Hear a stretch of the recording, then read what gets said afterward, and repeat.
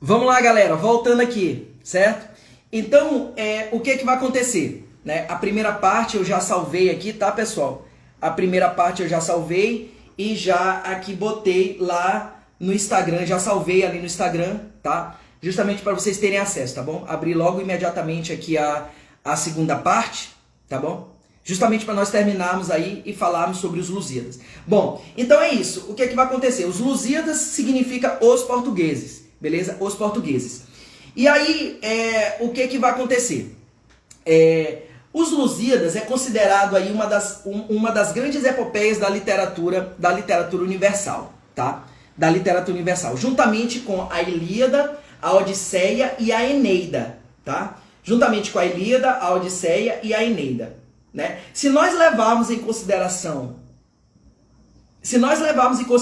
que os Lusíadas relata fatos históricos que são muito próximos à data de publicação da obra, é possível que os Lusíadas seja considerada a epopeia mais importante da literatura universal, certo?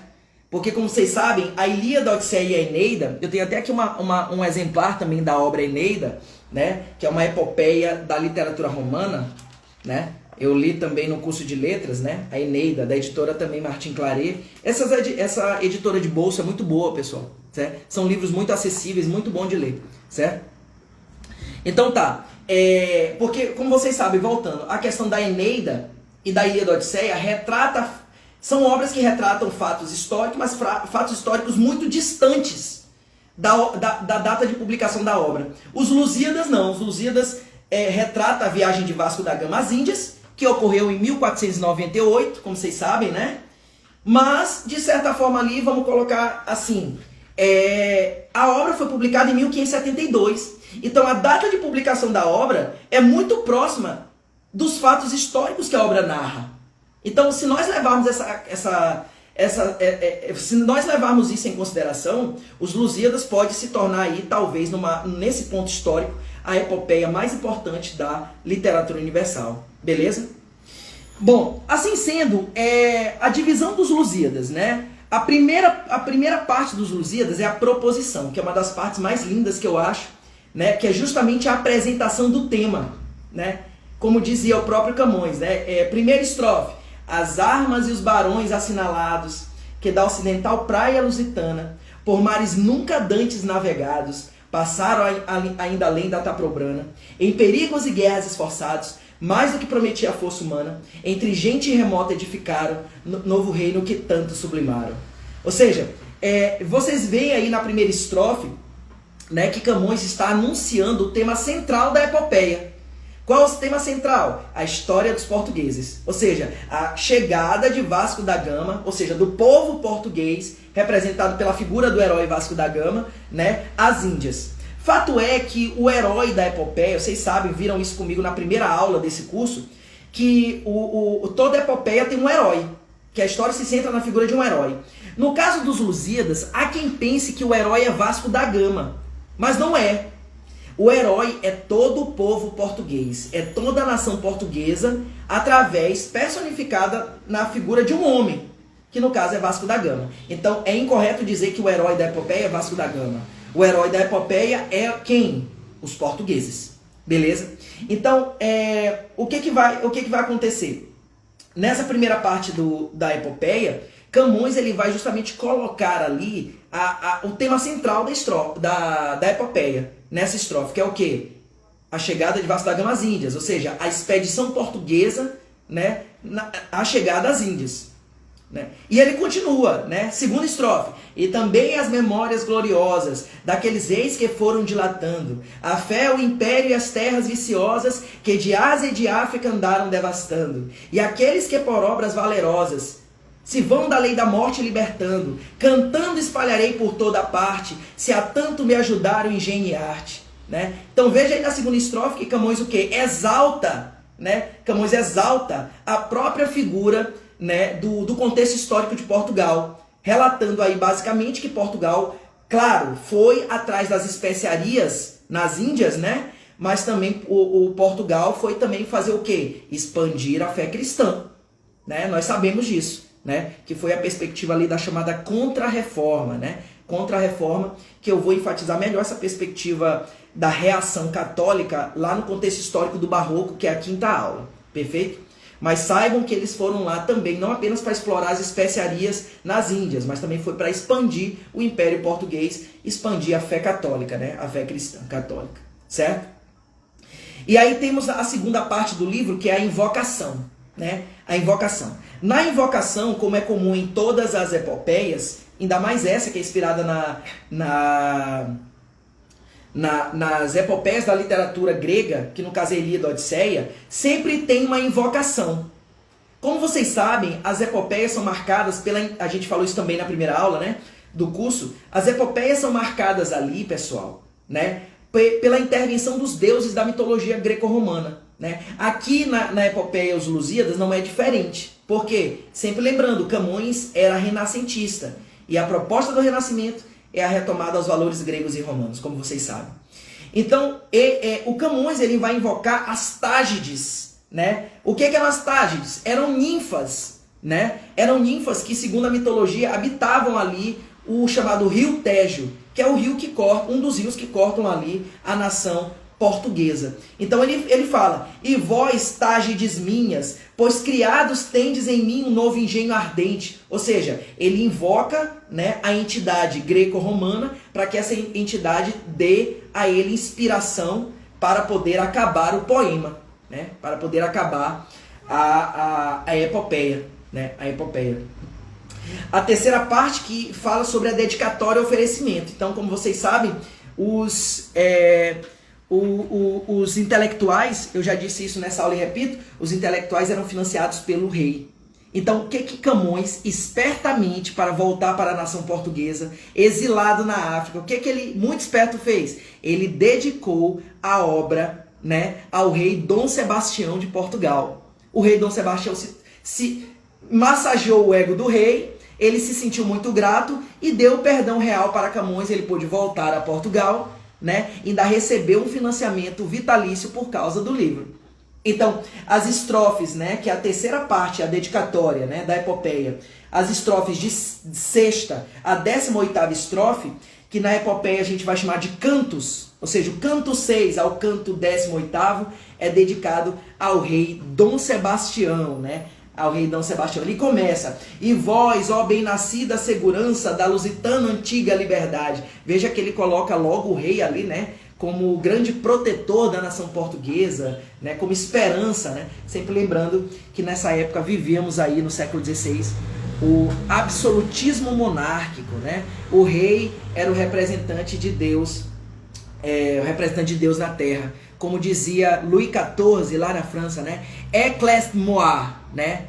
Éclairez-moi em francês, que significa o Estado sou eu, né? Ou para quem gosta de inglês, né? Como diziam os reis ingleses, né? The king can do not wrong, né? The king can do not wrong. Ou seja, o rei nunca erra. O rei não é passível de erro. Exatamente. O absolutismo monárquico. E aí temos a maior parte, né? A maior parte do livro, que é a narração, né? A narração. Na narração você vai perceber, basicamente, que Camões, Camões, né? Ele narra a viagem de Vasco da Gama às Índias de modo cheio de peripécias, né? De peripécias no sentido de que Vasco da Gama vai passar por diversos desafios até chegar ao seu destino final em Melinde, que são as Índias. Só parar aqui para ver as perguntas aqui. O meu querido aluno Eric está perguntando: Dom Sebastião é o mesmo da lenda daqui do Maranhão? Exatamente, exatamente, né? O Eric está perguntando sobre a questão histórica de Portugal do rei Dom Sebastião. O rei Dom Sebastião, ele desapareceu numa das batalhas, né, de Portugal lá na África, mais especificamente na Batalha de Marrocos, chamada de Alcácer Quibir, né, uma região marroquina antiga chamada Alcácer Quibir. E fato é que o rei Dom Sebastião desapareceu totalmente e nunca mais foi encontrado seu corpo. E aí lá no Barroco, que nós vamos falar na quinta aula, um dos sermões do padre Antônio Vieira vai retomar justamente esse mito de que algum dia o próprio padre Antônio Vieira falava isso lá em Portugal e trouxe esse mito para cá, para o Maranhão, né? Essa ideia de que um dia Dom Sebastião iria aparecer e voltar da batalha no Marrocos, lá de 1500 e tanto, e iria tornar Portugal a maior nação do mundo. Isso é um mito, que é justamente esse mito que chegou aqui no Maranhão. Muito bem, Eric, muito bem, parabéns, você foi brilhante. Então, voltando aqui, né? O que acontece? Vasco da Gama vai passar por diversas peripécias, né? Assim como Ulisses passou lá na Odisseia. Ulisses, vocês lembram, né? Ele passou pela terra dos Ciclopes, ele passou vários anos ali preso pela rainha Calipso, que era apaixonada por ele, até chegar à cidade de Ítaca. A mesma coisa é Vasco da Gama. Ele vai passar por diversos desafios até chegar às Índias. Ele vai passar primeiro pela região de Marrocos, né? Que, olhando pelo mapa aqui, seria a região de São Lourenço e pelo canal de Moçambique. Depois ele vai para a região de Mombaça, e lá na região de Mombaça ele é confrontado, né? Ele é confrontado ali pelos mouros, ou seja, pelos árabes, né? E esses árabes serão influenciados por Baco, que não aceitava de jeito nenhum que os portugueses tivessem, né, êxito nessa empreitada. Baco vai fazer de tudo para o barco afundar, a caravela afundar. E quem vai proteger os portugueses? Vai ser Vênus. Vênus, a deusa Vênus, né, que era muito afeiçoada aos portugueses, vai defender os portugueses. E quem vai tentar afundar o barco? Baco. Então você vai ver que haverá deuses gregos que vão apoiar Portugal, e vai haver deuses gregos, né? Haverá deuses gregos que vai apoiar, tentar, né, destruir a caravela portuguesa. A exemplo de Baco e Netuno. Netuno, como vocês sabem, é Netuno em Roma, e na Grécia é Poseidon, né? Poseidon, que é o deus dos mares. Também vai se aliar a Baco, né? Vai se aliar a Baco para poder destruir a caravela de Vasco da Gama, certo? O fato é que eles vão tentar ser iludidos ali, né? Eles vão tentar ser iludidos ali quando chegam à região de Mombaça, certo? Porque Baco o que ele vai fazer? Ele vai fingir, né? Muito interessante essa parte ele vai fingir que ele é um monge e vai aparecer ali, né? Rezando na frente de um altar católico. E isso vai fazer com que os portugueses entendam que ali era uma região em que árabes, mouros no caso, né, e portugueses viviam em harmonia. Só que era uma mentira, né? Era uma emboscada para que toda a esquadra de Vasco da Gama fosse destruída, né? E aí Vênus vai mover ali as ondas, né, e mover também as rochas, e vai empatar a caravela de entrar naquele território. E Vasco da Gama vai ter aquele estalo, né, de que está sendo protegido pelos deuses, e vai sair daquela região que era uma região extremamente perigosa, onde eles iriam morrer. E eles chegam a Melinde, né? Na região de Melinde, eles vão ser bem recebidos pelo rei do local. E vai ser o momento em que Camões vai aproveitar na obra para falar o quê? Da história de Portugal, de toda a história portuguesa. Vai contar ali do condado portugalense, da origem da nação portuguesa, vai falar ali sobre a dinastia de Aves, né, a dinastia de Avis, vai falar sobre aquele mito que eu contei na crônica de Fernão Lopes na aula 3, que é o mito de Inês de Castro. Lembra da história de Inês de Castro? Né? Que o rei Dom Pedro I, não o Dom Pedro I da independência, mas o Dom Pedro I lá da Idade Média, né? Ele acabou mandando matar os assassinos da sua amada Inês de Castro. É uma das histórias românticas mais conhecidas em Portugal, certo? E que vai ser repetida dentro dos Lusíadas. Só para vocês terem uma ideia, né? Então, é nesse momento, na conversa de Vasco da Gama com o rei de Melinde, é que ele vai colocar na boca de Vasco da Gama toda a narração da história portuguesa, certo? Toda a narração da história portuguesa. E aí eles vão receber as provisões, vão continuar em viagem, e finalmente eles chegam onde? Calicut. Calicut nas Índias, né? Nas Índias. E lá em Calicut eles são bem recebidos temporariamente, mas Baco vai se disfarçar de um sacerdote e vai iludir a mente dos sábios ali das Índias, né, de Calicut, dizendo que os portugueses eram pessoas ruins e que estavam ali para destruir tudo.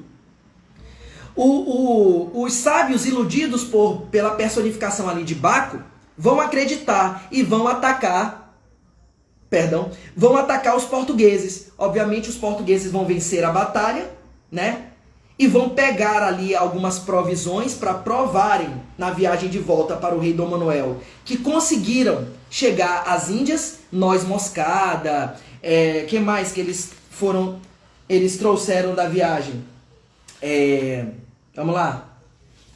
Noz moscada, tem um outro produto aqui muito interessante, noz moscada, pimenta, cravo e canela, né? Que eram produtos que, segundo a história, só tinham lá e eles trouxeram para provar para o rei, né? Que eles tinham de fato chegado às Índias. Até aí, a obra acabou? Não. O que vai acontecer? Como vocês sabem, né, a obra tem que ter aspectos da mitologia grega, já que é renascentista. Como prêmio a Vasco da Gama e a sua tropa, o que Camões fez? E vai ser aí que Camões quase dança na fogueira da Inquisição. Quase Camões é perseguido pela igreja e é condenado. Por quê? Porque ele, na obra Os Lusíadas, ele vai colocar um episódio erótico, que é justamente na viagem de volta, Vênus, né? Vênus desvia a caravela de Vasco da Gama e o coloca ali na chamada Ilha dos Amores, onde Cupido tinha acertado flechas nos corações das ninfas, que eram as escravas, né? de Zeus, né? E feito com que as ninfas se apaixonassem pelos portugueses. Então o que vai acontecer? Os portugueses vão parar nessa ilha e vão ali namorar com as ninfas, né? É um episódio extremamente sugestivo, erótico, né? Nesse caso, a Igreja Católica, com o censo, né? Ou seja, com o Index, com a Santa Inquisição, não vai gostar desse episódio e vai julgar Camões. Camões vai ser levado ao Tribunal da Inquisição. Obviamente ele vai fazer uma defesa brilhante ali, né? E vai conseguir escapar, alegando que era apenas um mito literário, que ele não teve intenção de ofender os bons costumes e a honra, né, da sociedade portuguesa ali, que era uma sociedade extremamente conservadora, porque foi uma sociedade que permaneceu extremamente católica ali nesse ponto, certo? E aí a última estrofe narra a desolação de Camões, né? Narrando ali a caravela voltando à cidade de Lisboa, à praia do Restelo, né? E pelo que parece, Camões, ao final do livro, parece estar um pouco deprimido. E isso marca justamente a perspectiva ali da morte de Camões, né? Que morreu desolado, enquanto ele cantou na grande obra A Nação Portuguesa, Os Lusíadas, né? As pessoas não estavam nem aí para a pátria, né? Pouco se importando. O rei Dom Manuel não queria saber de pátria. O rei Dom Manuel queria saber de especiarias. E levou esses navegantes para arriscarem suas próprias vidas nessa empreitada de Vasco da Gama. Camões, apaixonado pela pátria portuguesa, né? Percebeu isso e há quem diga que no final da obra ele já começa a externar esse processo de melancolia já nas últimas estrofes, certo? Bom, pessoal, aí foi a análise aí de Os Lusíadas, né? Só para retomar antes do final da transmissão, né? Espero que vocês aí tenham entendido, tenham gostado, certo? Sobre o que nós falamos hoje, na aula de hoje. Falamos aí sobre o Renascimento, né? O Renascimento contexto histórico, filosófico, político, econômico. Falei da origem da palavra Renascimento para vocês, né? Quem foi o primeiro intelectual a falar sobre Renascimento? Falamos aí do Renascimento em Portugal, contexto histórico também, político e econômico. Falei um pouco sobre o feudalismo, certo? Falei sobre o marco histórico do Renascimento em Portugal, que foi com Sá de Miranda, quando ele trouxe o soneto para Portugal. E entramos aí também na perspectiva de Camões. Falei sobre a lírica camoniana, dos 3 temas, né, da lírica camoniana: amor, instabilidade da vida e o desconcerto do mundo. Falei, só citei, né, as peças de Camões, né, do teatro camoniano, né, e nós fizemos uma rápida análise mais substanciosa, ainda assim, sobre os Lusíadas, né? Apenas a título de conhecimento, outros autores do classicismo português, só para que não passe em branco, para que vocês não pensem apenas que foi com Camões, né? Embora os livros de literatura tragam apenas Camões, né? Mas tínhamos Bernardino Ribeiro, né? Grande poeta, João de Barros, que escreveu uma belíssima gramática ali no Renascimento, e o poeta Antônio Ferreira também. Mas esses poetas, corroboro para vocês, reitero, eles ficaram ofuscados ali pelo brilhantismo de Camões. Por isso que os manuais de crítica literária e os livros de literatura do ensino médio só citam Camões, porque ele foi o mais brilhante dos poetas do Renascimento português, certo? Então espero que vocês tenham gostado. Essa foi a live, essa foi a aula 4 também. A aula 5 vai ser como eu tenho feito, né? Gravado a aula, colocado no Instagram ali em 3 partes. E no meu canal do YouTube a aula vai completa, né? O link do meu canal do YouTube tá na minha bio aí no Instagram. Vou postar também no Facebook, como eu sempre posto lá. E me sigam, curtam, comentem. A opinião de vocês é sempre de grande valia. Antes de terminar, deixa eu só olhar aqui o que o meu amigo Eric está falando. Professor, uma sugestão para vídeos ou lives. Análise literária sobre alguns livros clássicos e contemporâneos. Perfeito, Eric. Vamos fazer sim. Principalmente das obras da UEMA, quando saírem. Vamos fazer análise das obras, eu farei sim. Certo? Vamos fazer. Brilhante a ideia do Eric. Grande abraço, Eric. Até amanhã na aula. Meus queridos, grande abraço. Efusivo abraço. Fiquem com Deus. Deus nos abençoe. Beijo carinhoso.